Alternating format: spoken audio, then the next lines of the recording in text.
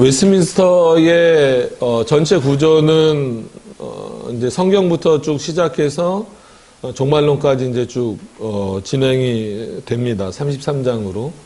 그것을 이제 문답 형식으로 만들어서 초신자나 아니면 어린아이들에게 그 이제 교육하고 신앙을 고백하게 하고 확인하는 어떤 그런 차원에서 이제 소요리 문답 107문짜리가 있게 되는 거고, 그 다음에 조금 장년들 그리고 좀 신앙이 조금 더 성숙한 분들에게 이제 교육하고 고백하는 그런 차원에서 대요리 문답이 이제 만들어진 거죠. 그래서 196문입니다. 그래서 각 문마다 조금씩 이렇게 덧붙여지죠. 그래서 전체 구조는 뭐 외민하고 비슷합니다. 그러나 이제 내용상으로 보면 이제 하나님이 누구신가에 대한 내용들과 그다음에 작정 예정 나오고, 그다음에 이 뭐죠? 그리스도에 대해서 나오고, 십계명 해설 나오고, 사도신경 그다음에 나오고, 그다음에 주기도문으로서 이렇게 마무리되는 어떤 그런 부분들이 이제 구조가 그렇게 되고 있습니다. 그래서 오늘은 이제 10계명 중에 벌써 이제 9번째 계명이 왔습니다. 근데 여러 번 말씀드리고 10계명 할 때마다 말씀을 드리지만 반복한다, 이렇게 지겹다라고 생각하시지 말고 이 구조를 좀 계속 되뇌해서, 왜냐하면 요즘엔 너무나 나눠버렸다라고 그랬잖아요. 그래서 1계명부터 4계명은 하나님과 관련된 것, 5계명부터 10계명은 인간과 관련된 것을 그냥 딱 구분을 지어놔 버렸어요. 그러다 보니까 이 5계명부터 10계명까지는 그냥 이 세상 윤리 수준에서 이해하거나 해석하거나 뭐 그 선을 지키거나 뭐 그러면 그냥 10계명을 지키는 정도로 이해를 하는 차원이 굉장히 많습니다.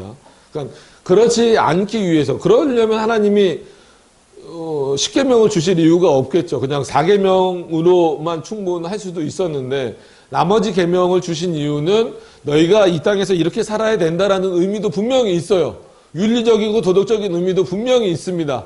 그런 차원에서 문자적으로도 이해를 해야 되지만, 더 나아가서 그러면 이것이 어디서 풀어져야 되냐면 하나님 안에서 풀어져야 되고, 하나님을 벗어날 수 없는 자. 그래서 뭐 방금 전에 아브라함 카이퍼 잠깐 얘기했지만 몇 번 언급해드렸어요. 아브라함 카이퍼가 얘기했던 그 유명한 표현, 이 세상에서 그리스도의 영역이 아닌 곳은 단 1mm도 없다. 아브라함 카이퍼 시대에는 최고의 표현이죠. 그죠? 지금으로 하면 워낙 단위가 좁아졌잖아요. 뭐 나노보다도 더 나눠진다 그러잖아요. 뭐 식스 단위까지 나오고 막 이렇잖아요. 그래서 원심 가속기에 막 이렇게 돌려서 하면은 요즘엔 몇 가지 나오나요? 제가 확인했을 때만 해도 마이너스 10의 마이너스 43승까지 나왔어요. 원심 가속기, 우리나라 이제는 포항공대 이름이 바뀌었죠. 카이스트에도 별로 없대요. 마이너스 43승까지 아마 나왔을 거예요. 그럼 이 단위가 얼마나 조그만 단위인지 아세요? 보이지도 않아요. 그렇게 작은 단위로 나눠졌지만 결국은 그런 작은 단위까지 누구의 영역이라는 거예요? 그리스도의 영역, 즉 하나님의 영역이라는 거예요. 그런 차원에서는 아브라함 카이퍼의 그 표현은 그래서 영역 주권 이런 표현을 쓰잖아요. 그럼 결국은 우리는 그리스도 안에 있는 자들이고, 더 나아가서는 삼위일체 하나님 안에서 벗어날 수 없는 자들이에요. 그가 진짜 눈과 같이 우리를 보고 계시기 때문에 우리는 마치 타조처럼 머리만 어디 쳐박으면 하나님을 피하는 것 같은데, 하나님을 피할 수는 없어요. 사람은 속일 수 있고 서로 이렇게 잘 보이려고 할 수 있고, 그러니까 자기를 이렇게 좀 잘 나타내 보일 수도 있고 포장할 수도 있지만, 하나님은 나보다도 내 자신을 더 잘 아시는 분이다라는 차원입니다. 그러니까 그런 차원에서 주어진 10계명이라고 했을 때에는 단순히 윤리 도덕 수준에서 이 부분을 이해하거나 해석할 수는 없다라고 하는 거예요. 당연히 제1계명에 나와 있는 것처럼 나 외에 너희 앞에 다른 신을 두지 말라라는 이 계명에서 또한 이 9계명이 연결되어져야 됩니다. 9계명이 뭡니까? 내 이웃을 해하려고 거짓 증거하지 말라. 왜? 하나님이 한 분이시니까. 그 하나님이 창조주이시고 또한 창조주이시면서 우리에게는 어떤 분이에요? 그래요. 너는 하나님의 사람이에요. 그러면서, 예, 갑자기 까먹어요. 뭔 말을 하는지 저 원고가 없으니까 죄송합니다. 예. 내 이웃을 해하려고 거짓 증거하지 말라. 여기서부터 해야 기억이 날 것 같아요. 내 이웃을 해하려고 거짓 증거하지 말라. 이거는 일반 윤리에서도 안 되는 거예요. 그죠? 거짓 증거는 하지만 일반 법정 가서도 그거 하잖아요. 위증죄가 얼마나 큰지 여러분들 아시잖아요. 근데 우리는 세상에서의 위증죄가 중요한 게 아니라 하나님 앞에서 나 외에 다른 신을 두지 말라라는 차원에서 그 하나님은 창조주도 되시고 우리에게는 구원주가 되시고 세상에서는 심판주가 되시는 거예요. 나눠져 있는 게 아닙니다. 창조주 따로 심판주 따로 구원주 따로 나눠져 있는 게 아니라 삼위일체 하나님이 창조주이시고 삼위일체 하나님이 구원자이시고 삼위일체 하나님이 심판주라는 얘기예요. 그 하나님이 우리에게 주신 명령인데 어디에 다 귀속되는 명령이냐면 나 외에 다른 신을 섬기지 않는 차원에서 너희는 이 구계명도 지키라는 거예요. 이 계명과 연결되는 것도 마찬가지입니다. 하나님을 어떤 형상으로든지 만들지 말라라는 차원에서도 이 구계명은 연결이 되는 거예요. 하나님의 이름을 망령되이 여기지 말라라는 차원에서도 이 구계명은 연결이 되는 거예요. 억지 주장을 하는 게 아닙니다. 그죠? 사계명도 안식일을 거룩히 지키라라는 차원에서도 이 계명은 연결이 되는 거예요. 그러면은 뭐 시간이 오래 걸릴 수 있겠지만 다 연결시켜서 여러분들이 한번 생각해 보세요. 그러니까 1계명은 더 풍성하게 연결시킬 수 있지만 나 외에 다른 신을 두지 말라라는 차원에서 그럼 하나님 앞에 있기 때문에 똑같은 우리는 누가 택자인지 누가 유기자인지 모르는 그런 차원에서 서로 존중하는 차원에서 하나님의 창조물로서 다른 사람을 해하게 하는 일은 결국은 하나님의 계명을 범하는 것이고 명령을 어기는 것이면서 동시에 마치 우리가 누구를 인정하지 않는 것과 똑같은 의미라는 거예요. 하나님을 나의 하나님으로서 온전히 인정하지 않는 것과 똑같다라는 거예요. 다른 사람을 마치 나보다 낮게 여기고 무시하고 이런 어떤 부분들은 다른 사람에게 해를 돌리는 부분들은 창조주 하나님이 이 세상을 왜 만드셨는지에 대한 어떤 이런 전체 개념을 이해하지 못하기 때문에 나올 수 있는 거라는 거예요. 그러니까 이런 식으로 연결시켜 보면 모든 계명, 나머지 계명들을 다 연결이 돼서 풀어질 수밖에 없어요.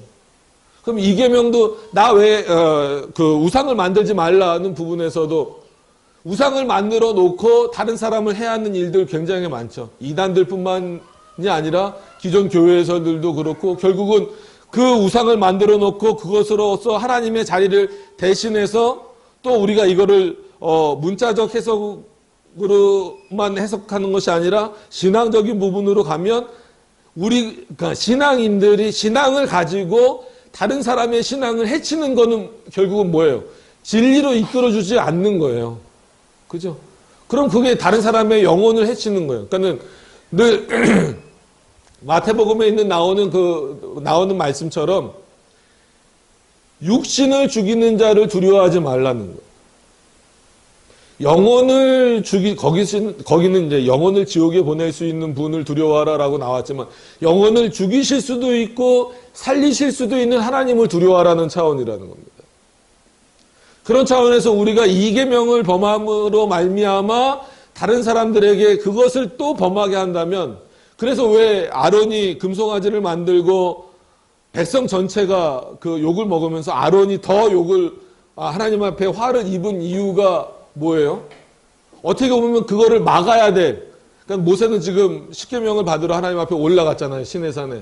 그럼 그 밑에서 안 내려오니까 백성들이 그걸 또 못 참는 것도 참 그렇지만 못 참아서 했을 때 아론이 여태까지 모세를 도와서 하나님의 역사를 그렇게 바라봤던 인물이라면 최소한 백성들을 설득을 시키든 혼을 내든 그러면 안 된다. 지금 모세가 하나님으로부터 이렇게 가지고 오는 내용들을 우리가 기다리고 있어야 된다.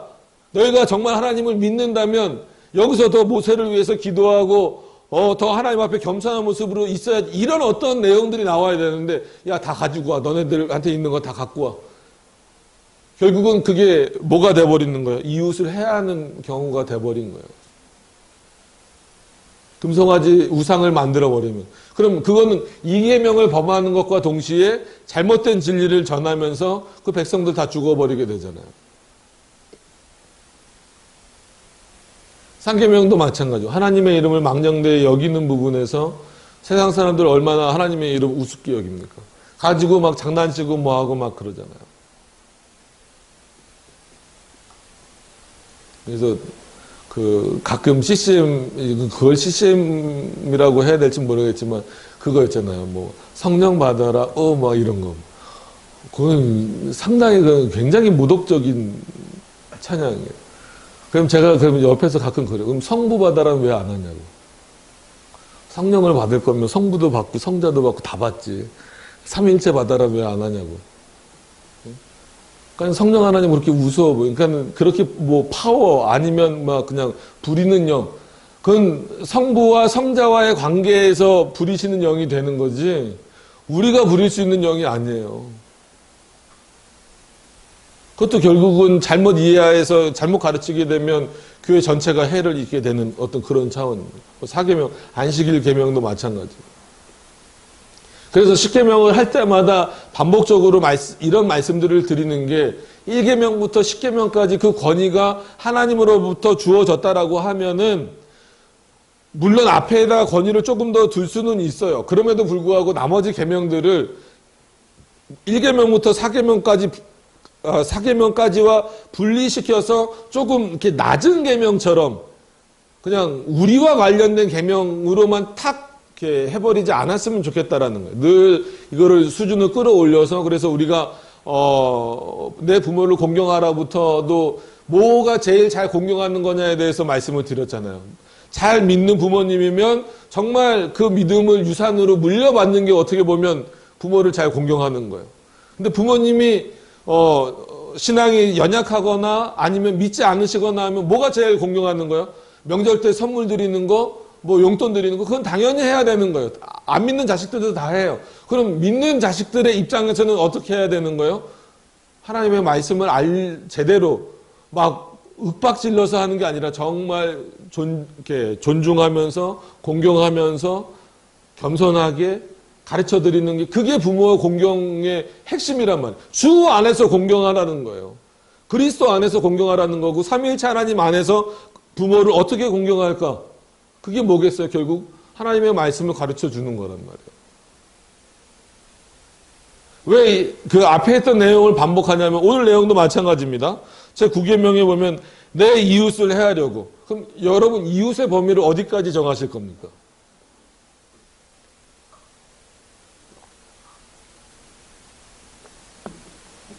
애기 때문에 나가 계시는군요. 이런 부분들을 규정하는 게 참 중요합니다. 그러니까 이웃을 어디까지 정하실 거예요? 이때 그러니까 이 당시 이스라엘 백성들에게 있어서 그러니까 여러분 이 당시로 한번 생각해 보면 이스라엘 백성들에게 이웃 그러면 아마 넓게는 그냥 이스라엘 백성들 전체겠죠. 아마 그 정도 이해였을 것 같아요. 그리고 좁게 보면 뭐 12지파였으니까 자기네들 지파들.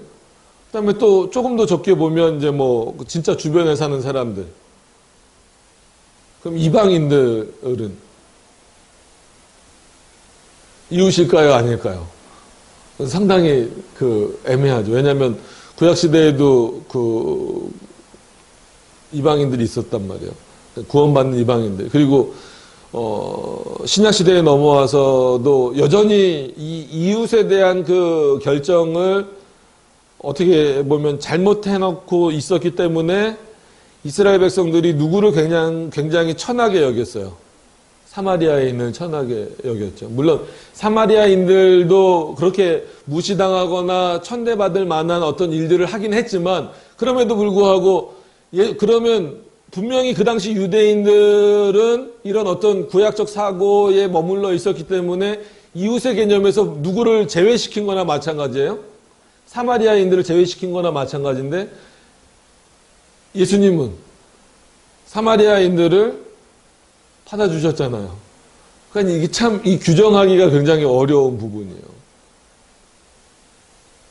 그럼 지금 지금은 우리에게 있어서 이웃이 어딜까요? 옆집? 너무 작고, 너무 또 글로벌 시대라고 해갖고, 전 세계? 그러기엔 또, 뭐, 진짜, 각종 이단들과 뭐, 무슬림과 이런 것까지 다 포함을 시켜야 되냐. 참, 여러분, 이거 단어 하나 규정하는 게 상당히 어렵습니다. 그럼 최소한 이 이웃을, 교회로만 한정시켜 놓는다라고 할지라도, 그러니까 믿는 자들, 지금으로 말하면 믿는 자들, 믿음을 갖고 있는 자들로만 한정시켜도 여기서 생각해야 될 부분들이 굉장히 많은 거예요. 일단 그러면은 이 이웃에 대한 것을, 이거 10의 마이너스 3승은 잊어버리세요. 이거 혼자 계산하고 그러지 마세요. 나중에 집에 가서. 뭐가 나올까? 뭐, 그래서 여기 선생님 아시겠지만, 저도 처음 듣는 거예요. 꾸악, 꽌툼, 이런 어떤 단위, 원소 기호, 이런 걸 왜 신학 시간에 가르쳐 주시나, 저도 머리가 아팠는데, 나중에 어쩔 수 없이 창조를 보고 이런 거 할 때는 어느 정도는 또 필요한 부분들이 있어요.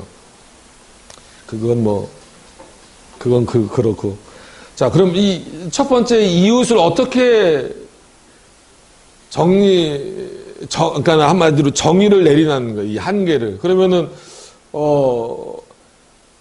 택자. 이거는 너무, 물론 택자가 이웃인 건 맞는데, 우리가 규정 지을 수는 없으니까, 그냥, 믿는 자들? 그래서 왜 해석이 중요하냐면, 그럼 믿는 자들은 도대체 기준을 어디다 잡을 거냐는 거예요. 교회를 나오고 있는 사람들? 교회 출석?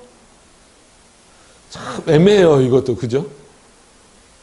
교회 출석한다고 다 또 믿는 것도 아니고. 그럼 이걸 또 아니면 어떤 세례나 이런 걸로 다 규정 짓기도 그렇고, 또 정식 교인이 되는 등록이나 이런 것으로 딱 구분 짓기도 그렇고, 참 어렵습니다. 그럼에도 불구하고 그냥 이 정도는 지금 저기 하니까 믿는 자들로만 한정을 시켜 놓더라도 내 이웃을, 그럼 믿는 자들을 해하려고, 그러니까 의도가 있다라는 거예요. 어떤 의도? 해하고자 하는 의도. 그러니까 내 이웃은 어떻게 하라는 거예요? 서로 사랑해야 된다라는 게 원칙이잖아요. 그럼 최소한 이웃끼리는. 심지어 예수님은 원수를 내 몸같이 사랑하라고까지 말씀하셨는데, 이웃을 해하려고, 그러니까 뒤에 거짓 증거도 나오지만 이 해하려고도 상당히 중요한 부분이에요. 그러니까 해하려고에 대해서는 의도가 그렇게 들어있는 거예요. 어떻게 보면 이 이웃이라는 단어하고 해하려고라고 하는 이 단어하고는 맞지 않는 단어여야 돼요. 그죠? 이웃을 해하면 됩니까? 안 됩니까? 안 되는 거예요. 그러니까 해하려는 대상, 어떻게 보면은 해하려는 그 의도를 갖고 있는 대상은 최소한 거꾸로 내가 위협을 받든지, 그럼 예를 들어서 우리의 주적이 되는 북한이라든지, 아니면 이런 어떤 우리에게 해를 직접 주는 어떤 그런 대상들이라든지, 이런 어떤 차원이 돼야 되는데, 그것이 아니라 평상시 어떻게 정의를 내리고 있든지 간에, 그리고 어느 정도 범위와 어떻게 그 규정을 하고 있든지 간에 이웃이라는 그 규정을 하고 있으면서 그들을 해하려고 한다. 그럼 이거는 당연히 윤리적이고 도덕적인 면에서도 안 되면서도 하나님의 말씀 앞에서도 안 되는 거예요. 하나님 앞에서도 이거는 문제가 심각한 겁니다. 그러면 같은 성도지만, 그러면 이 9계명의 개념으로 보면 우리 함께 지금 예배드리고 있는, 우리 반석틀릴교회에서 예배드리고 있는 여러분들은 어떻게 표현할 수 있어요? 이 9계명의 표현대로 하면 이웃이잖아요. 그죠?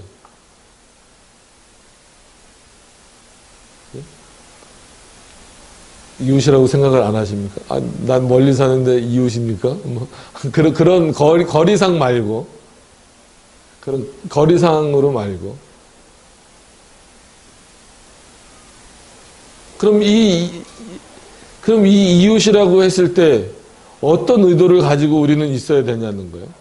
최소한 우리가 그리스도인이고 이웃이라고 한다면 그 사람을 사랑하고 존중하고 때로는 뭔가 이렇게 좀 부딪히는 일이 있다 할지라도 그것을 이렇게 좀 선하게 풀어가려고 하는 그런 모습들이 솔직히 있어야 된단 말이에요. 그죠? 그럼에도 불구하고 구계명엔 뭐예요? 내 이웃을 해하려고. 그러니까 이 해하려고가 참 문제예요. 해하려고 하기 때문에 뭐가 나오는 거예요? 해하기 위해서는 진짜 수단과 방법을 가리지 않고 뭐가 나와야 되는 거예요? 거짓 증거할 수밖에 없는 거예요. 뭔가 그 잘못된 면을 잡아내는 그런 차원을 넘어서서 이 사람은 그렇게 하지 않았음에도 불구하고 그렇게 했다라고 해서 그 사람을 한마디로 모함하듯이 밀어붙여야 되는 거예요. 누구임에도 불구하고 내가 정한 기준 안에서 이웃이라고 할 때에 그 사람들을 해하려고. 그거를 아주 좁히면 실제로 부부 사이가 될 수도 있어요. 아니면 친구 사이가 될 수도 있고, 아니면 연인 사이가 될 수도 있고, 연인일 때가 좋다라고 말하면 큰일 나죠, 이따 집에 가서. 뭐 말인지 이해를 못 하셨죠? 이런 건 이해를 못 하고 넘어가셔도 됩니다. 연인 사이도 있고, 또 아니면 어떤 좀 넓히면은 국민도 있고, 많잖아요. 이 이웃에 대한 정의를 내리는 것. 여러분들 안에서 그 이웃은 어느 정도입니까? 교회 안에서 보면은 이웃, 그러면 그냥 이거 교회? 아니면 성도? 어떤 표현이든지 간에. 그러니까 중요한 거는 구계명에서 말하는 거는 해하려는 의도 자체가 있으면 된다는 거예요? 안 된다는 거예요? 안 된다는 거예요. 많은 분들이 구계명을 볼 때 거짓 증거하지 말라 이 부분에 포커스를 많이 맞추는 경우가 있는데 물론 최종적으로는 거기에 맞춰줘야죠. 거짓 증거하지 말아야 됩니다. 그죠? 아까 말씀드렸다시피 세상에서도 위증죄가 굉장히 큰 거란 말이에요. 그리고 거짓말하는 것 자체도 선한 거짓말은 없어요. 그죠? 우리가 선하게 포장을 할 뿐이지 선하다라고 포장을 할 뿐이지 거짓말은 거짓말이지 무슨 선한 거짓말이 어디 있어요?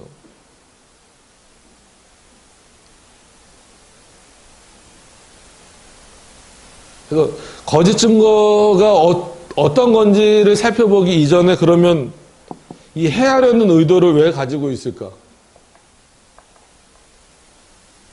원수라 그러면 어느 정도 이해가 되겠죠. 적이라 그래도 이해가 되겠죠. 그리고 이 당시 표현으로 이방 민족 그래도 어느 정도는 이해가 될 수 있을 거예요. 해하려는 어떤 목적이 있다라는 것 자체가. 근데 이웃이라는 거가 여러분들 걸려야 돼요, 다. 이웃인데 해하려는 마음을 가지고 있다? 그런 마음이 왜 생기지? 여러분들이 직접 지금 그런 마음이 없다 할지라도, 그럼 나에게는, 이런 경우가 없나? 그러면 생각해보면, 생각을 해보셔야 돼요. 그러니까 이스라엘 백성들이 항상 이웃에게 해하려는 마음을 가지고 있었다라는 것이 아니라, 이렇게 생활하다 보면 내가 규정한 어떤 이웃이라고 하는 그 관계가 어떤 방식으로든지 틀어지게 될 때 어떤 마음이 들 수밖에 없다라는 거예요? 해하려는 마음이 들 수밖에 없다라는 거예요. 이건 나라와 민족 간에도 그런 경우가 많잖아요. 그래서 친해졌다가 서로 싸웠다가 막 이해관계에 막 얽혀서 서로 해하고 이런 부분들이 있잖아요. 그럴 때 보면 진짜 거짓이 난무하기도 하고 막 그러잖아요. 그러니까 그런 전체 부분들을 생각해 보더라도 이 이웃이라고 정의해 놓고 해하려는 그 의도가 들어간다. 왜 그럴까요? 왜 그럴까요? 여러 가지로 이것도 답을 할 수 있지만 어떤 면에서는 그렇게 가장 큰 답은 그걸 거예요, 아마. 그걸 거예요. 그러니까 내가 이웃을 해하려고 하는 것은 이웃으로부터 내가 해함을 당할 뭐 위기 아니면 위협에 처하게 될 때 그럴 가능성이 많죠. 그럼 많은 분들이 물어요. 그러면은 그냥 당하고만 있어야 됩니까? 그런 건 당하고만 있는 건 아님에도 불구하고, 그럼 어떻게 그럼 저항해야 될까의 문제에 있어서 똑같은 방식으로, 그러니까는 이 성경에 또 문자적으로 또 그게 있으니까 또 이럴 때 그거 이제 인용하는 거죠. 눈에는 눈, 이에는 이로 뭐 갚는다. 그거는 또 너무 문자적으로 또 보시면 안 돼요. 그러니까 이게 참 어려운 거예요. 그럼 우리가 거꾸로 이웃으로 생각했었던 그 사람이건 아니면 어떤 뭐 대상이건 뭐 존재가 됐건 뭐 이런 것들에 의해서 거꾸로 그 해로움을 당할 위기에 처해 있기 때문에 내가 이웃을 먼저 해하려고 한다. 아마 뭐 이유를 대라 그러면 그게 이제 정당한 이유는 아니라 할지라도 그렇게 될 수 있는 가능성이 상당히 많다라는 거죠. 그럼 그랬을 때 그 다음으로 넘어가서 보면 거짓 증거하지 말라라는 방식이 많은가. 자, 그러면 요 세 가지를 한번 나눠 볼게요. 내 이웃, 그러면 규정을 여러분들이 한번 줘보세요. 나름대로. 그럼 해하려고 하는 것은 어떤 원인이죠. 뭐 결과가 먼저 오든 원인이 오든 원인과 결과란 말이에요. 그러면 이 해하려고를 피하는 방식으로서 뭐 직접 해가든 어떤 그것을 피하려고 하든 하는 방식이 뭐가 돼서나 방식의 문제에 있어서 거짓 증거하지 말라가 잘못됐다라는 거예요. 그러니까 나쁜 의도를 가지고 이웃의 것을 뭐 이제 나머지 10번째 계명에도 나오는 것처럼 내 이웃의 집이나, 그러니까 하나님이 더 자세하게 알려주신 것 같아요. 내 이웃의 그렇죠. 이웃의 집이나 아내나 노비나 소나 낙이나 내 이웃에게 있는 것을 탐내지 말라. 10계명에, 그러니까 10번째 계명에 다시 한 번 더 언급을 해주신단 말이에요. 그러니까 그런 마음이 들기 때문에 한마디로 남의 것을 내 것으로 취하기 위해서 그 사람을 해야 되겠다.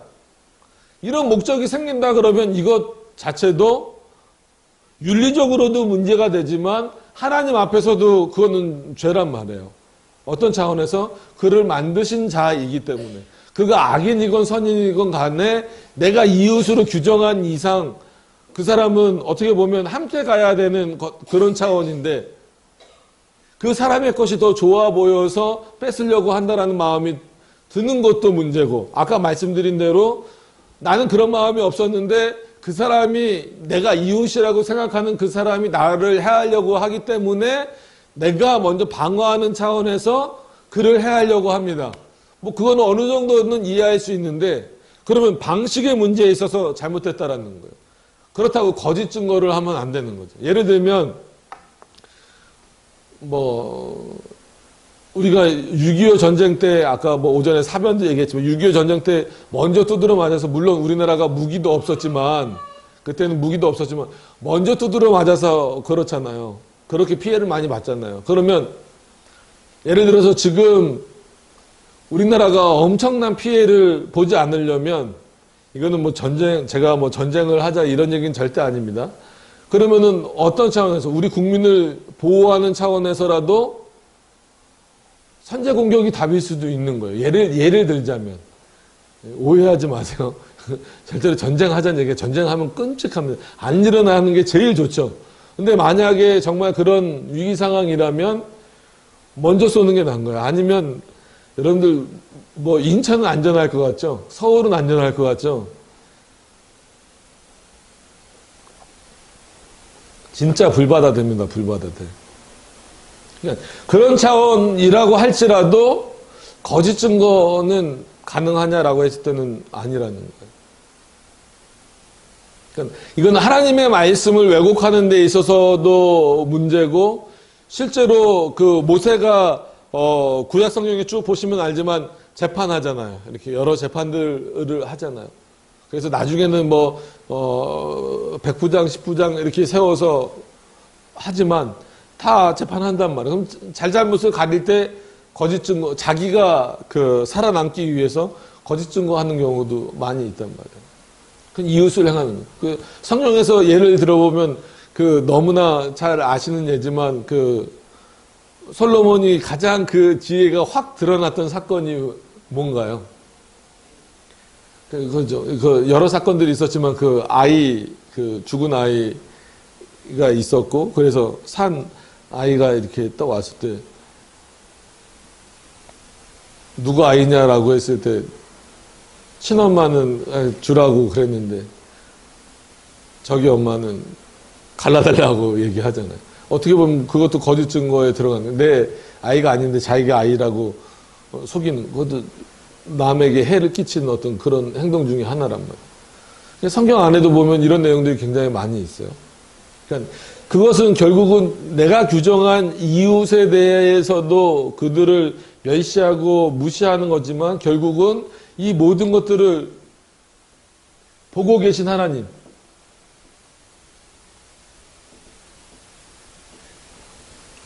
여러분, 그래서 그 카이퍼 얘기도 말씀을 드렸지만 하나님 앞에는 숨을 곳이 없다. 이런 표현들을 좀 기억을 하셨으면 좋겠어요. 하나님 앞에서는 숨을 곳이 없어요. 그러니까 이런 것들을 보고 계신 하나님에 대한 그 인식이 과연 나에게 얼마만큼 있냐는 거예요.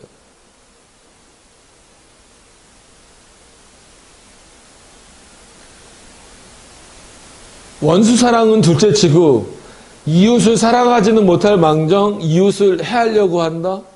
그런 마음이 든다? 왜? 그 사람이 가지고 있는 게 더 좋아 보이고 더 많아 보이고 그런데 결국은 8계명 도적질하지 말라와 어느 정도는 연결이 되는 거죠. 그러니까 직접적으로 도적질하는 것과는 다르지만 해를 입히는 것도 어떤 거예요? 결국은 그 사람의 것을 뺐든지 아니면 그 사람이 정당하게 취해야 될 것을 못 취하게 하든지 아니면 시간을 뒤로 이렇게 질질 끌게 만들든지 그래서 결국은 또 6계명하고도 연결시킬 수 있죠. 그래서 스스로 극단적인 선택을 하게 만들든지 이런 모든 결과들은 결국은 그 사람을 어떤 무시하거나 미워하거나 이런 어떤 인간의 악한 본성에서 나오는 것이기도 하지만 결국은 그 모든 것을 바라보고 계시는 하나님을 못 보고 있다라는 차원이에요. 모르고 있다라는 거예요. 그러니까 이 하나님에 대한 인식, 그러니까는 뭐 신인식이라고도 하고 뭐 여러 가지 표현을 쓰지만 그냥 우리는 하나님이 우리를 보고 계신다. 하나님으로부터 숨을 곳이 없다. 이 정도 사고만 가지고 있어도 어떤 일을 해나가는 데 있어서 때로는 우리가 뭔가 이렇게 큰 거를 얻으려면 조금 이 사람에게 피해를 줘야 돼요.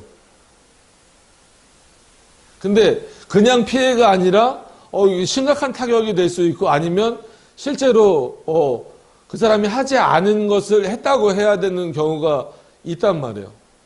그랬을 때 과연 정말 이거를 내가 얻으면 나에게 있어서 엄청난 유익과 많은 것들을 내가 취할 수 있고 얻을 수 있고 누릴 수 있는데 한번 진짜 눈 한 번만 딱 감으면 그렇게 할 수 있는데 그럼 그게 그리스도인들의 양심으로서 합당한 것인가에 대한 문제. 그러니까 이런 여러 가지 문제들이 결국은 얽히고 설켜 있는 거예요. 그러니까 우리가 뭐 신학을 하면서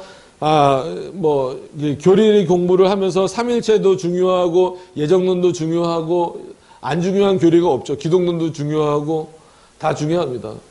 성경론도 중요하고 교회론도 중요하고 근데 그런 어떤 그 교리들을 잘 뒷받침하고 어떻게 보면 잘 지켜나갈 수 있는 것은 결국은 삶이 그렇게 되어져야 돼요. 아무리 좋은 내용으로 그 삼일체에 대한 지식을 가지고 있고 어거스틴 삼일체론을 그냥 외우고 있다고 할지라도 칼빈의 기독교 강요를 거의 외우고 있다시피 할지라도 소리문답 다 외우고 있어도 이거 외우는 분들도 있더라고요. 제가 아는 목사님은 그 본인 자녀들한테 이거 외우게 한대요. 한 문씩. 그래서 걔네들은 거의 소리문답을 다 외운대요. 그래서 훌륭하죠. 뭐 잘못됐다라고 말하는 게 아니에요. 훌륭하죠. 그럼에도 불구하고 그러면은 그것이 정말 하나님 앞에서 귀한 내용이 되려면 이런 삶, 그 내용대로 한마디로 살아가고 있느냐에 대한 문제. 교회가 욕을 먹고 성도들이 욕을 먹는 것 중에 여러 가지가 있겠지만 하나는 정말 진짜 교리적으로 아니면 성경적이지 못해서 욕을 먹는 경우도 있어요. 그거는 욕을 먹어도 마땅하죠. 두 번째도 마찬가지입니다. 뭐냐면 뭔가 지식적으로는 풍성한데 그 삶의 내용에 있어서 이런 내용들이 실제로 실천되지 않는 모습들. 그래서 특히나 이제 저희는 이제 개혁신학을 좋아해서 모이신 분들이 거의 대부분이니까 늘 지적 유의에 빠지면 안 된다라는 말씀을 드리는 게 가끔 또 개혁신학자들이나 개혁신앙을 추구하는 분들이 한마디로 좀 비판을 받거나 이런 것은 지식적으로 뭔가 말하면 되게 잘하는데 삶의 내용을 들여다보면 정말 뭐 이웃사랑 이런 거는 전혀 없고 그냥 막 서로 헐뜯고 뭐 막 이런 것만 있다라고 한다면 오히려 그것 때문에 누구를 가려우는 거예요? 바른 신학을 가려우게 돼버리는 거예요. 그러니까 단적인 예로 한번 들어드리면 어거스틴에게도 삼위일체론이 있었고 어거스틴 하면 삼위일체만 생각을 하시는 경우가 많은데 삼위일체론하고 이미 이때 이중예정에 대한 사고가 어거스틴에게 있었어요. 근데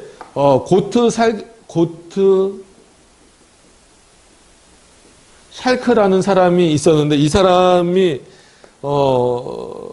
이 삼위일체에 대해서 잘못 말했어요. 그러니까 어거스틴의 삼위일체대로 말한 게 아니라 어거스틴의 삼위일체를 오해해서 잘못 말하는 바람에 로마 카톨릭으로부터 한마디로 이단으로 정죄되면서 뭐까지 같이 묻혀버렸냐면 그가 가지고 있었던 이 삼위일체와 이중 예정에 대한 내용까지 마치 이단인 것처럼 이단 사상인 것처럼 묻혀버렸어요.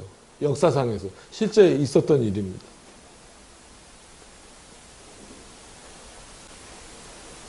그러니까 이런 내용들이 어떻게 보면 우리 안에서 또 반복될 수 있다라고 하는 거예요. 그래서 스터디를 하거나 이런 분들 중에서도 이렇게 보면 개혁신학 하는 분들은 왜 이렇게 교만하냐고. 예를 들어서 몰라서 좀 물어보거나 아니면 궁금해서 물어보거나 아니면 어쨌거나 동의하진 않지만 그래도 한번 좀 알아보려고 그게 뭔지 한번 듣고 싶어서 물어보는데 그것도 모르냐는 식으로 그걸 이해를 못하냐는 식으로 이렇게 해서 자기가 잠시 개혁신학을 떠나 있었다라고 하는 얘기도 꽤 자주 들어요. 신학생들에게도. 그래서 개혁신학을 좀 접하려고 책을 보고 좀 수업을 들어서 잘 들었는데도 잘 이해가 안 돼서 뭐 예를 들어서 이제 뭐 친구나 동기나 뭐 이런 사람들한테 가서 이거는 왜 이렇게 되는 거지? 왜 이렇게 이 부분을 해석해야 되는 거지? 그러면은 이렇게 좀 설명을 해주고 좀 먼저 참 잘 이해한 사람이 그걸 해주면 되는데 수업을 들어놓고서 그걸 이해를 못하냐고.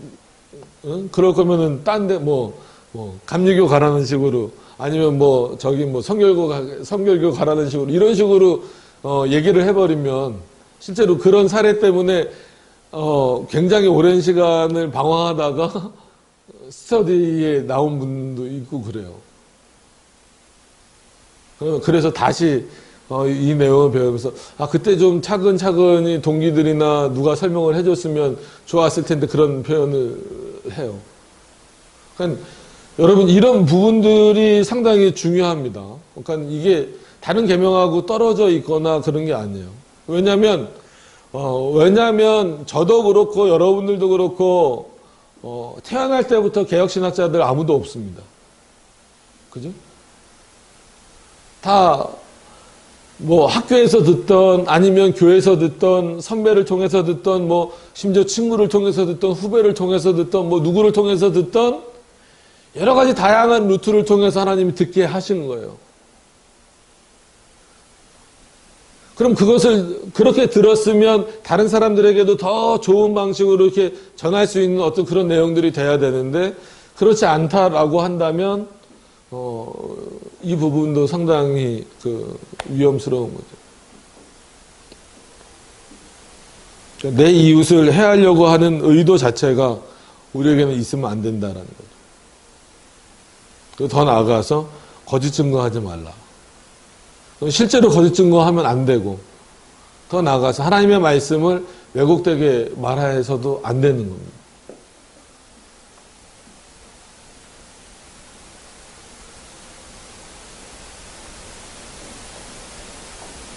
그래서 말씀을 이렇게 전하는 입장에서는 상당히 이런 부분이 어떻게 보면 이렇게 무겁게 다가와요.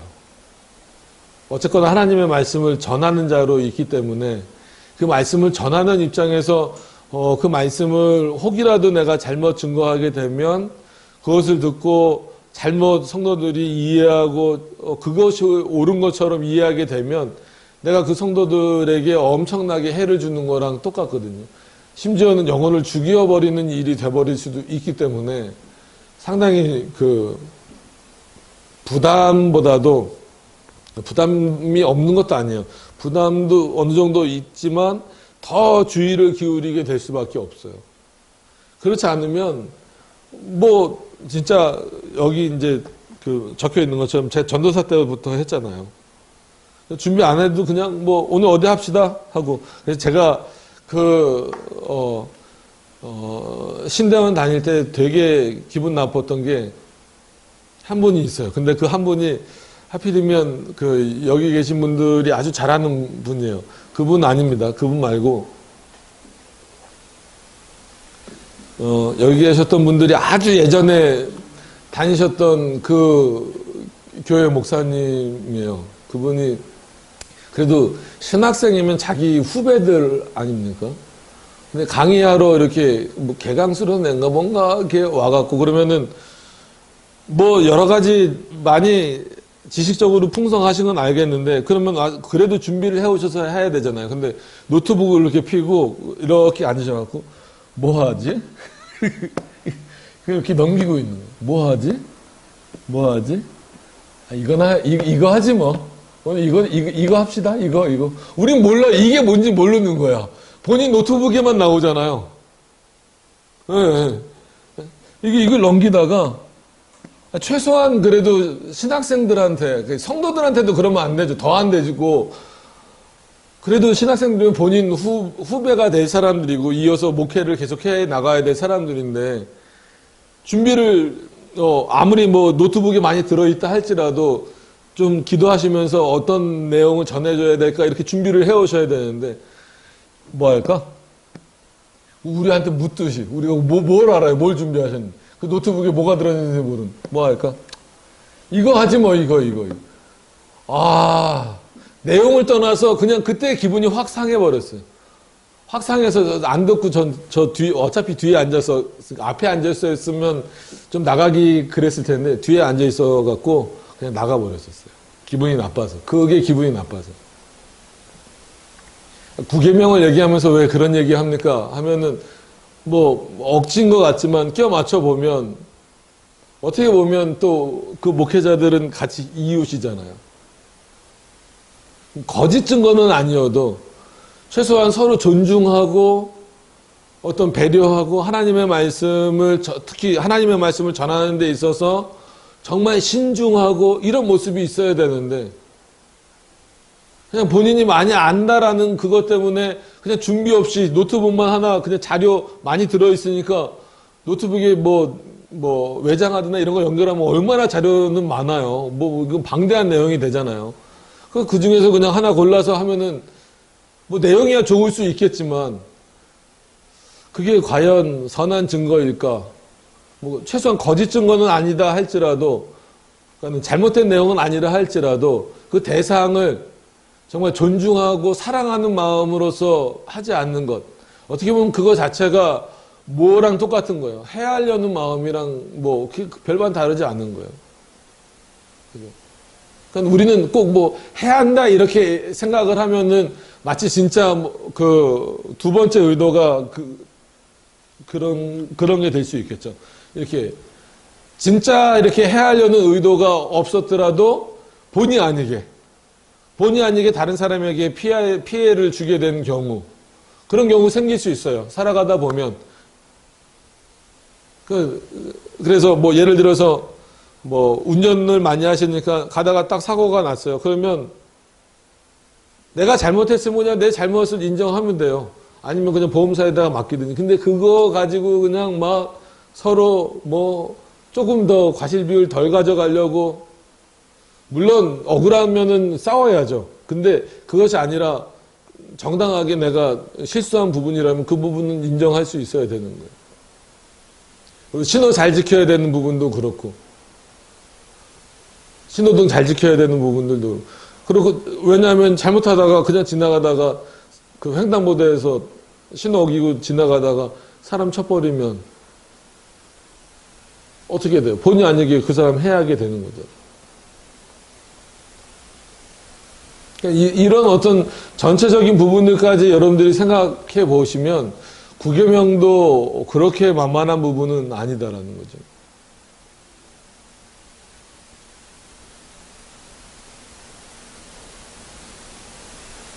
그러고 나서 뭐 뺑소니 하거나 뭐 이러면은 뭐 그거는 진짜 거짓 증거에까지도 걸리는 그런 부분들이고.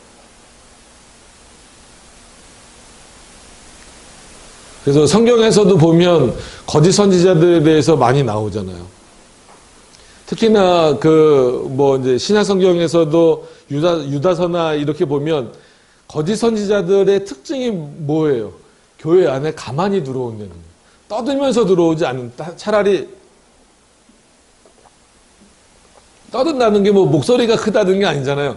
내가 이렇다라고 들어오는 사람보다도 진짜 가만히 들어와 있다가 마치 간첩이 암약하듯이 이렇게 있다가 탁 하는 거짓 증거의 모습도 있고, 그 다음에 그 히스기야 그 내용을 보면 그 내용도 그렇고, 그렇죠. 히스기야 내용도 그렇고, 또 다른 선지자들 내용도 이렇게 놓고 보면, 오히려 그 하나님의 심판을 말하는 하나님의 선지자들보다, 괜찮아. 너희들 괜찮을 거야. 너희들 아무 일 없을 거야. 라고 말하는 거짓 선지자들에게 누구의 마음이 더 가요?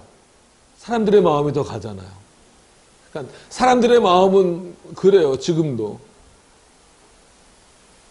그래서 무조건 교회에서 그렇다라고 해서 반대로 거꾸로 죄에 대해서만 얘기하고 형벌에 대해서만 얘기해야 된다라는 건 아니지만, 물론 하나님의 사랑도 얘기해야 되고, 하나님의 우리를 용서해 주시고 받아주시는 부분 얘기해야 되지만, 분명하게 하나님의 말씀이 경고하는 것이 무엇인지, 그리고 우리가 어떻게 살아야 되는 것이 올바른 것인지에 대해서 선포되어지는 게 중요한, 그래서 바른 말씀이 중요한 겁니다. 그래서 교회 표지를 말할 때 이제는 다 아시잖아요. 뭐죠? 교회 표지. 최소한 이게 있어야 하나님이 기뻐하시는 교회다. 그게 뭔가요? 말씀. 말씀 선포, 그 다음에 성례, 하나 더 붙여서 기도까지. 기도. 근데 원래는 칼빈은 두 가지만 말했죠. 뭐요? 말씀하고 성례.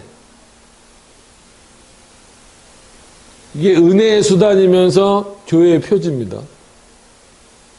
근데 말씀에 제가 한 가지 말 안 한 부분이 있죠. 어떤 말씀? 바른 말씀, 신실한 말씀.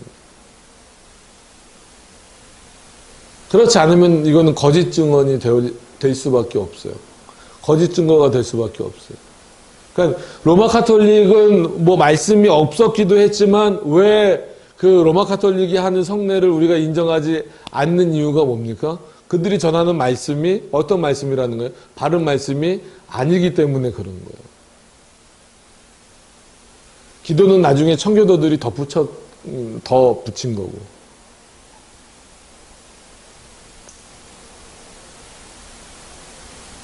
그래서 이것을 신학적인 어떤 그러니까 교회적인 문제로 풀다 보면 거짓 증거에 대해서는 하나님의 말씀을 말 그대로 말씀 그대로 증거하지 않는 것. 하나님의 말씀이 뭡니까? 참 중요한 거예요.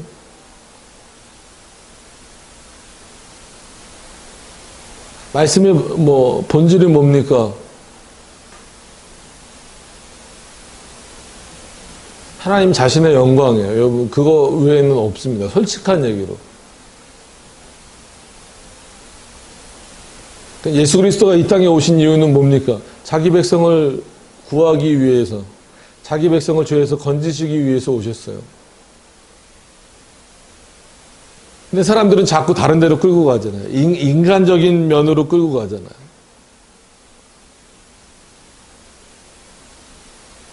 뭐 가난한 자를 사랑하기 위해서 오셨다. 연약한 자를 사랑하기 위해서 오셨다. 그러니까는 뭐 작은 예수부터 시작해서 이 시대의 예수가 누구냐? 이 시대의 예수가 어디 있어요? 예수 그리스도는 한 분뿐이지. 이게 뭐 해방신학이라든지 노동신학이라든지 이런 데서 얘기하는 거잖아요.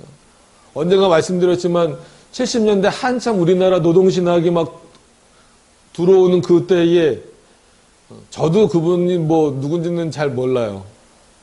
저도 어렸을 때니까. 그래서 뭐 한국의 예수는 전태일이다 뭐 이런 얘기까지도 하고 막 그랬어요. 그러니까 예수가 대명사화 돼버린 거예요. 말씀이 말하는 대로 예수 그리스도는 내 백성을 위하여 이 땅에 왔다라는 그 예수님의 말씀은 어디로 가버리고 그냥 그가 가난한 자를 돌보고 연약한 자를 돌보고 심지어 사마리아인을 만나고 뭐 어떤 그런 모습들만 보면서 아 예수 그리스도는 그런 모습을 보여야 예수 그리스도를 따라가는 모습이구나. 그러니까는 뭐 인권을 위해서 뭐 노동 현장을 위해서 이렇게 힘쓴 사람들 아니면 그것 때문에 죽은 사람들 이런 사람들이 예수가 돼버리는 거예요. 여러분 하나님을 대명사화 시켜버리면 안 돼요. 예수 그리스도를 대명사화 시켜버리면 안 돼요. 이거는 엄청난 교만입니다. 이건 무지가 아니라 일부러 성경을 파괴하고자 하는 엄청난 이거는 교만이에요. 교만. 무지에서는 안 나와요. 무지한 사람들은 그 정도까지 가지도 않아요. 그러니까 막 동성애 뭐 저기 하면서 막 여기 무지개 하면 예수님 분장하고 예수님이 그렇게 생긴 적도 없는데 성경에 예수님이 어떻게 생겼다라고 나온 구절이 있어요? 없어요. 하나 알 수 있는 것은 하나 알 수 있는 것은 뭐예요? 아 예수님이 30살보다는 조금 더 들어 보이셨나 보다. 그게 이제 사람들이 그렇게 이제 예상을 하는 거예요. 왜냐하면 너가 아직 몇도 못 되었는데 50도 못 되었는데 어떻게 모세를 뭐 아느냐 뭐 이런 식으로 표현한 부분이 있잖아요. 그것도 그냥 유추할 뿐이지 예수님이 어떻게 생겼는지 아무도 몰라요. 근데 희한하게 예수님 그려보라 그러면 다 그려요 또. 흑인들은 예수님을 흑인으로 그리고 우리나라는 요즘에 예수님 머리에다가 뭐 씌우고 있어요? 가 씌우고 있잖아요. 저승사자요? 가 씌우기?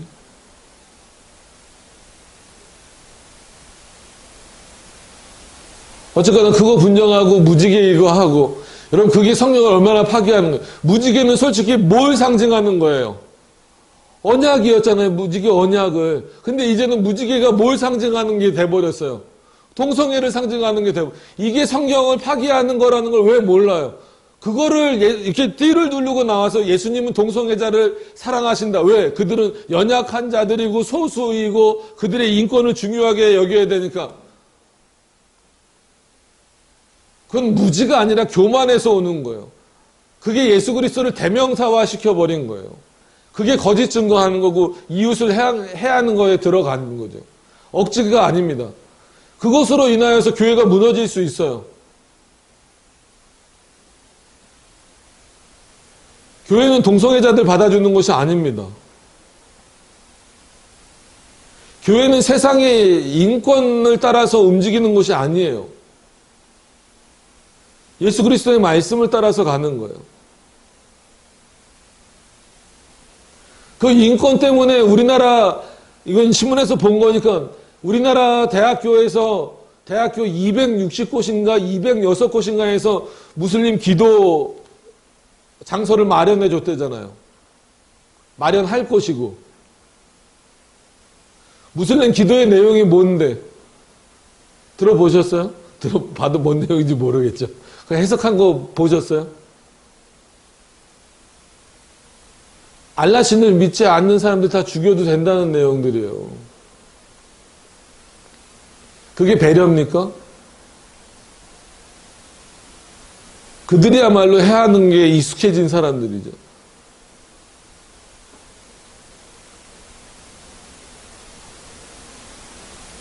교회가 하나님의 말씀을 버리고 하나님의 말씀대로 살지 않을 때 나타나는 결과들이 지금 이런 모습들이에요. 성경을 들고 있으면서도 하나님의 말씀대로 살지 않는 거예요.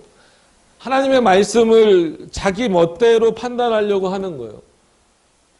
그래서 그것을 이웃에게 던져줘 버리면 그것은 진짜 먹고 죽을 음식을 던져주는 거랑 똑같은 거예요. 결국은 우리는 결론적으로는 여러분들이 실제로 이웃에게 해를 주는 분들은 별로 없을 거예요.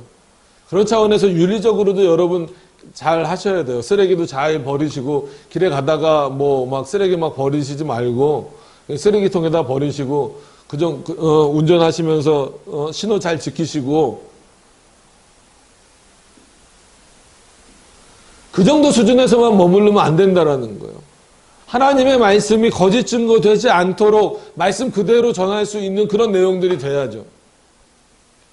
그런 내용들이 우리 안에 점점 사라지고 없어져 가니까 하나님의 말씀이 파괴되고 파괴된 것을 그대로 받아들여도 전혀 그것에 대한 문제점을 인식하지 못하는 시대가 됐어요.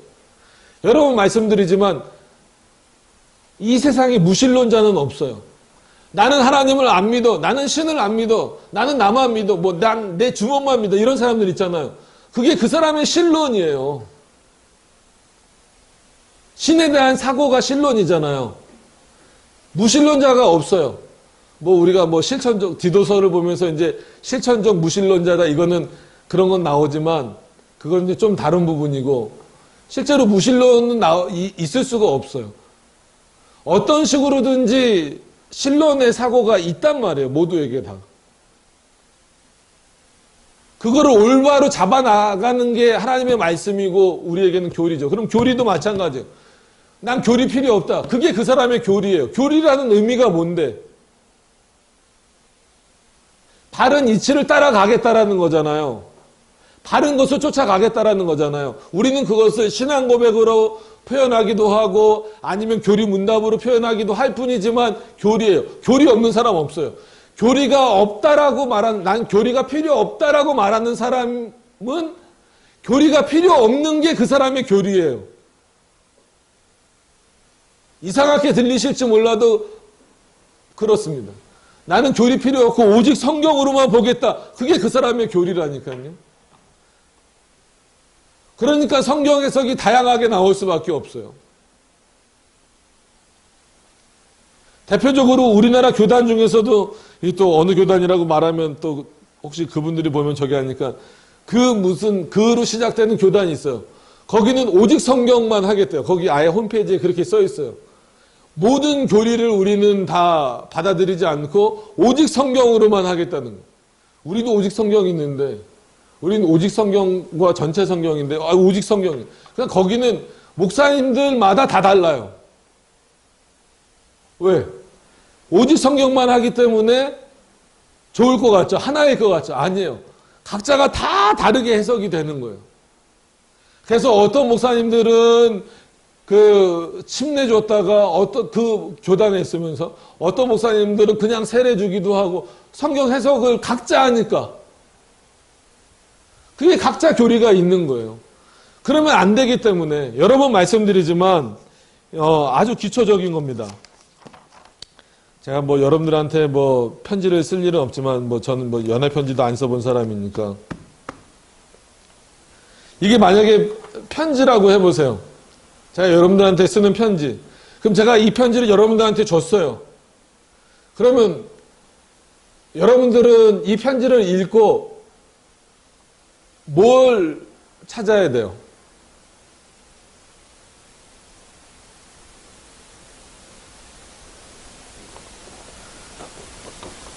이게 시대적으로도 바뀌었지만 이게 뭐 이제 보통 신론 중심 사고에서 인간론 중심 사고로 바뀐 것을 설명할 때 이런 거를 많이 좀 예를 들지만, 자, 제가 쓴 글을 여러분들한테 드린 거예요. 그럼 여러분들에게 필요한 어떤 내용, 여러분들을 뭐 권면하는 내용, 뭐 여러 내용이 들어갈 수 있지만, 여러분들이 보면서 뭘 파악을 해야 되냐면, 원칙적으로는 글 쓴 사람인 제 의도를 파악해야 되는 거예요.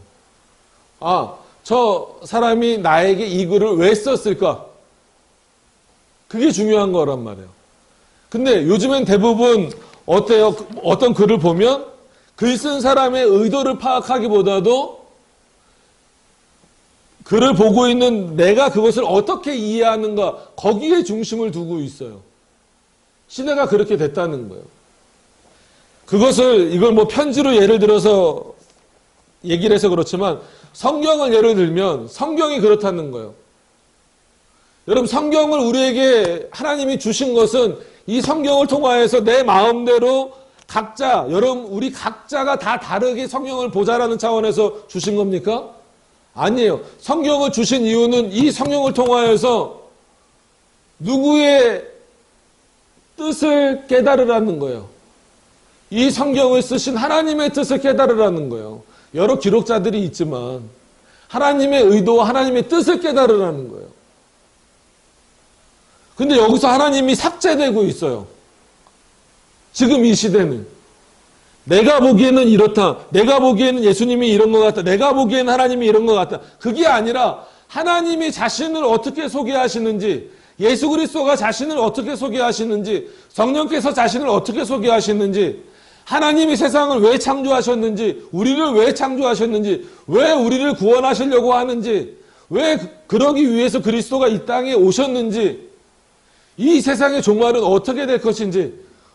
목이 갈라지죠. 저 혼자 또 지금 이 흥분 게이지가 올라와서 그래요. 그게 파악이 안 되고 사람만 남는 거예요. 사람. 아, 바울 훌륭하네. 우리 아들 바울처럼 되게 해주세요. 그럼 평생 감옥에 살다가 나오게나. 우리 아들 욥처럼 되게 해주세요. 그럼 뭐 한번 이렇게 됐다가 팍 망하게 해달라고.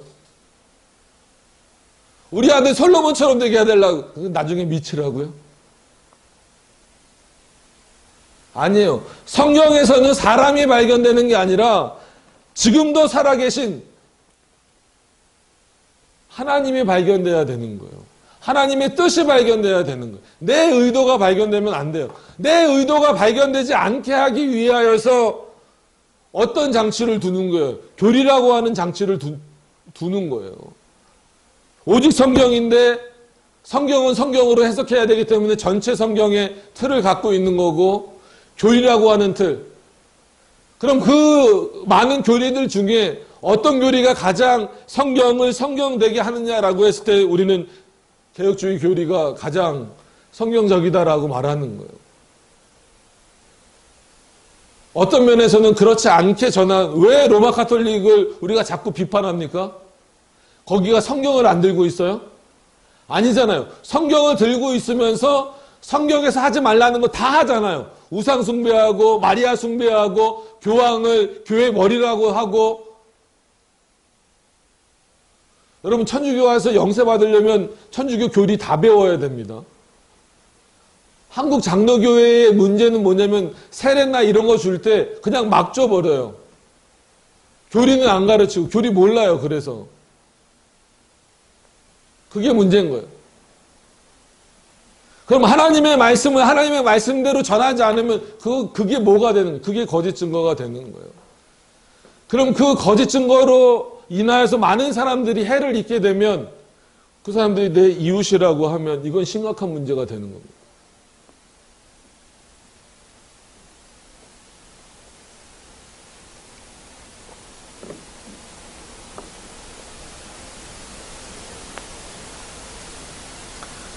자, 여기까지 좀 사고를 확장시켜 봤습니다.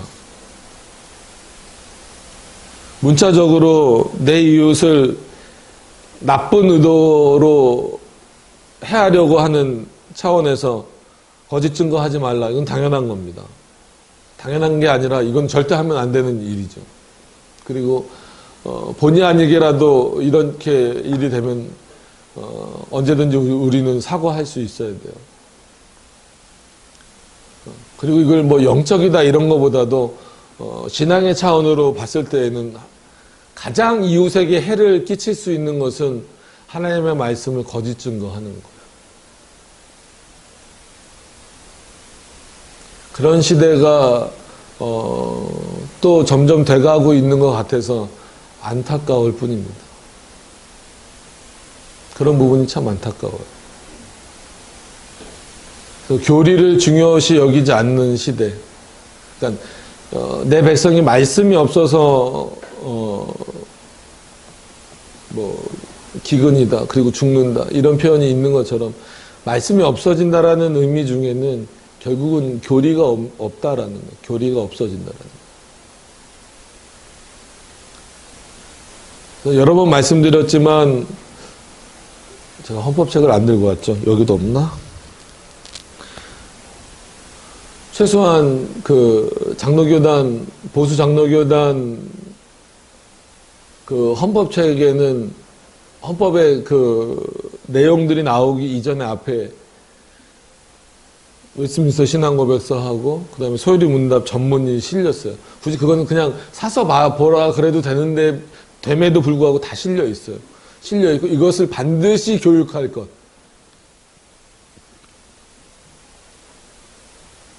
그냥 그대로 성경을 해석하겠다라는 거예요. 그것을 기준으로 해서.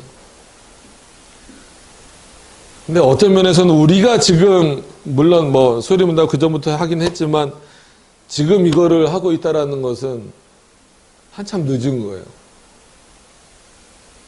이건 이미 여러분들이 물론 이제 성도님들의 이제 신앙의 연륜이 다 달라서 뭐 그렇지만 오해하지 마세요. 이미 이거는 다 끝나고 다음 수준으로 넘어가야 되는 어떤 그런 위치에 있음에도 불구하고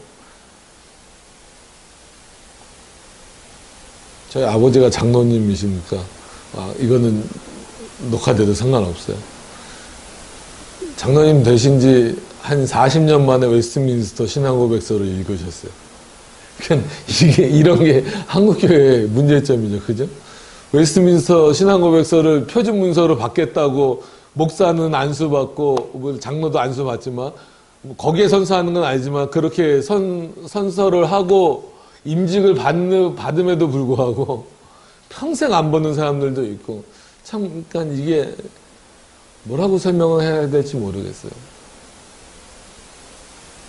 그러니까 바른 내용을 이렇게 우리의 내용을 전해도 마치 그것이 거짓 증거인 것처럼 튕겨 나오는 거예요.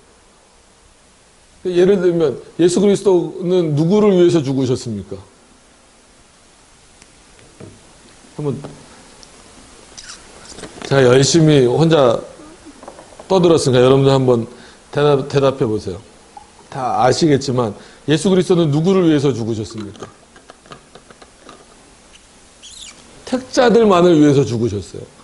이게 장로교회 그리고 개혁파 교회의 핵심적인 교리고 그게 성경의 교리입니다. 성경이 말하고 있는 거예요. 성경에 온 세상이라고 나왔잖아요. 그럼 우리는 그 온 세상을 어떻게 보는 거예요? 택자들의 우리 모든 택자들의 온 세상 이렇게 해석을 해야 되는 거예요. 근데 일반적인 그냥 장로교회 가서도 예수 그리스도는 택자들만을 위해서 죽으셨습니다. 그러면은 하는 경우가 많아요. 그 정도가 됐다라는 거예요. 제가 더 이상 그 뒷 얘기는 덧붙이지 않겠습니다.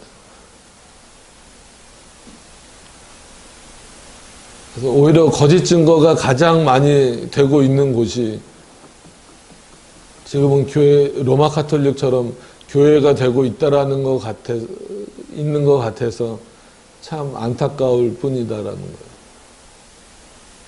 가장 바른 내용들이 전해져야 되는 그 곳에서 오히려 이제는 가장 거짓 증거들이 전해지고 있다라고 하는 그 부분이 참 안타까울 뿐입니다.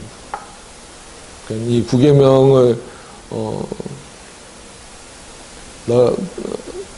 너무 넓게 봤는지는 모르겠지만 이렇게 넓게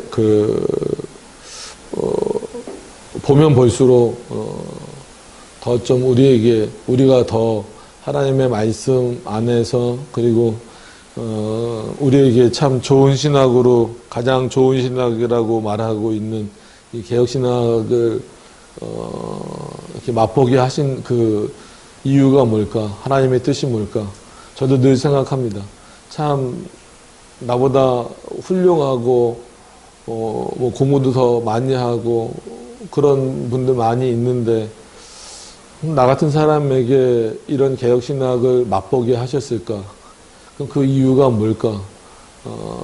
결국은 이 바른 말씀을 가지고 목회하기를 원하시는 건 아닐까? 이런 생각을 많이 해봅니다. 그럼 여러분들에게도 어찌됐건 간에 뭐 처음 우리 교회로 나오신 분도 있고 아니면 뭐 여러 가지 이유를 통해서 오신 분들도 있지만 하나님의 개혁신학을 왜 우리들에게 이렇게 알게 하셨을까를 여러분들이 한번 깊이 생각을 해보셔야 돼요.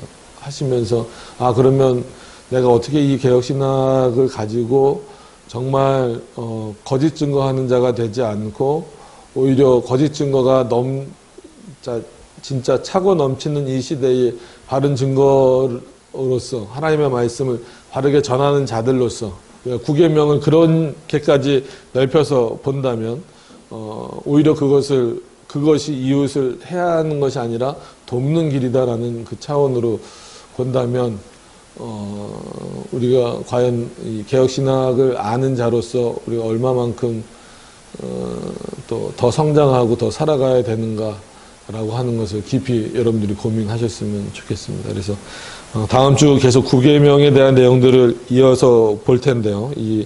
뭐 일주일 동안 요 세 가지를 나눠서 한번 생각해 보세요. 내 이웃이 과연 나는 어느 정도까지 정의를 할 수 있을까? 각자 좀 다르기 때문에 그래요. 그리고 해하려고 한다. 참 이런 본성에서 어떻게 벗어날 수 있을까? 결국은 나를 위해서 자꾸 벗어나려고 하는 거거든요. 거짓 증거하지 말라. 혹시 내 안에서는 나를 감추기 위해서 거짓 증거하고 있는 부분은 없는가라고 하는 부분들을 한번 깊이 생각해 보셔서 다른 사람을 유익하게 하는 그 일이 그리고 보존하는 그 길이 뭔가라고 하는 것을 한번 더 깊이 생각해 보실 수 있는 우리 여러분 성도님들이 되셨으면 좋겠습니다. 우리 기도하도록 하겠습니다.